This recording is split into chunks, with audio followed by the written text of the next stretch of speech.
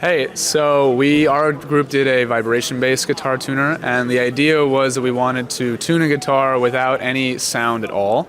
So we used these piezoelectric pickups, and the first step was building an analog interface for them because they're raw sensors.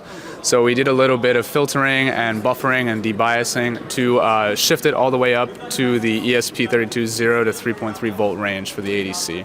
So on a guitar string, you have multiple harmonics, and oftentimes those harmonics have higher power. So a naive pitch detection algorithm would look through the spectrum and then pick the peak with the highest power. And so we used a technique called harmonic product spectrum, which takes the full spectrum and then multiplies it by downsampled copies of the original.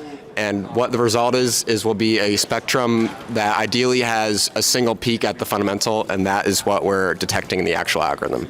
Yeah, so once it picks up a frequency, it'll then send it via Wi-Fi to the tuning gun, and what it sends over is a scent error, so it converts that frequency that it's detecting to how far off that frequency is from the target frequency that it wants in terms of sense, which is on a linear scale instead of the frequency which is on a more logarithmic scale.